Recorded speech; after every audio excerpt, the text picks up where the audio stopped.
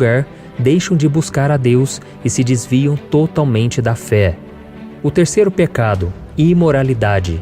A falta de santidade é um pecado que tem dominado. Fujam da imoralidade sexual. Todos os outros pecados que alguém comete, fora do corpo os comete, mas quem peca sexualmente, peca contra o seu próprio corpo. Acaso não sabem que o corpo de vocês é santuário do Espírito Santo que habita em você? Inventar mentiras, e isso nós sabemos que os fariseus faziam o tempo todo contra Jesus. Mas o próprio Cristo disse que até isso poderia ser perdoado. O grande perigo era blasfemar contra o Espírito Santo. Sabe por quê? Porque a função do Espírito Santo é convencer o homem do pecado e levá-lo ao arrependimento. E para ser salvo, a pessoa precisa se arrepender dos seus pecados. Por isso, quem blasfema contra o Espírito Santo está ignorando o único que pode convencê-lo a abandonar o pecado para receber o perdão.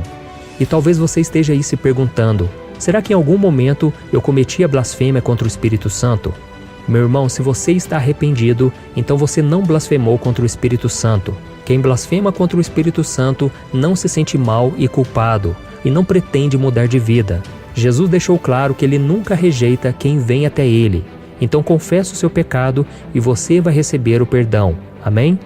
O quinto pecado, comodismo. Quem não gosta de estar na zona de conforto, não é mesmo?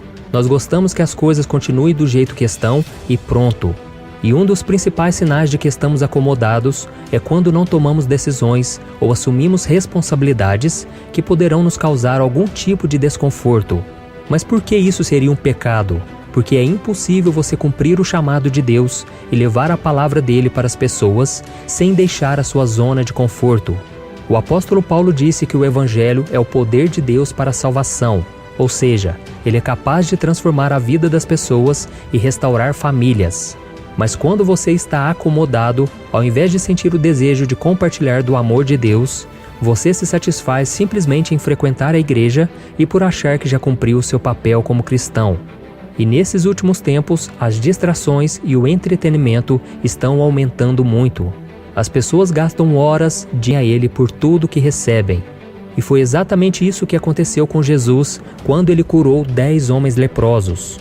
A Bíblia diz que somente um daquele grupo voltou para agradecê-lo, e o próprio Cristo ficou surpreso com a falta de gratidão dos outros 9.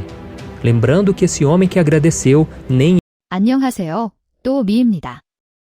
사람들은 종종 낡은 것이 가버리면 새로운 것이 더 좋아진다고 말합니다. 그것이 바로 이야기입니다. 오늘. 좋아요. 글쎄요. 얼마 전 애인이 동창회에 여자친구를 데리고 와서 나를 이용하려고 했을 때 누가 흉내내라고 해서 그렇게 했어요. 그런 다음 유튜브에 가서 스토리 이름을 검색하면 찾을 수 있습니다. 이제 이야기를 들어보자. 스토리가 재미있으셨다면 좋아요, 댓글을 남겨주세요. 저는 35세에 갑자기 남편과 이혼했습니다. 실제로 완전히 그런 것은 아니지만 경고 신호가 없습니다. 저는 경찰관이고 로앙2는 검사입니다. 모든 사람의 눈에 우리는 천국에서 만들어진 성령입니다. 어느 날 밤 휴연램2는 불을 끄고 잠자리에 들고 천천히 말했습니다. 그는 현재의 삶이 고인 물 웅덩이와 같다고 느낀다. 그 후 그는 직업을 바꾸어 부자들을 위한 사건 전문 변호사가 되었습니다. 우리는 집과 차를 바꿨습니다. 아들이 초등학교에 들어가던 날 일주일에 한 번씩 이혼을 제안했는데 마치 의무를 다하는 것 같았다.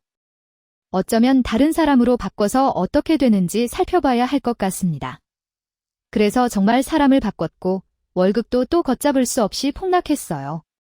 제어. 내 어깨를 잡고 세게 흔들었다. 나는 경찰관이고 범죄자이다. 잠시만 깨어 있어 주세요. 알았죠? 나는 즉시 반사적으로 그의 팔을 등 뒤로 구부렸다. 나는 항상 따뜻한 물을 마시는 것에 지쳤습니다. 진한 와인을 한번 먹어보고 싶어요.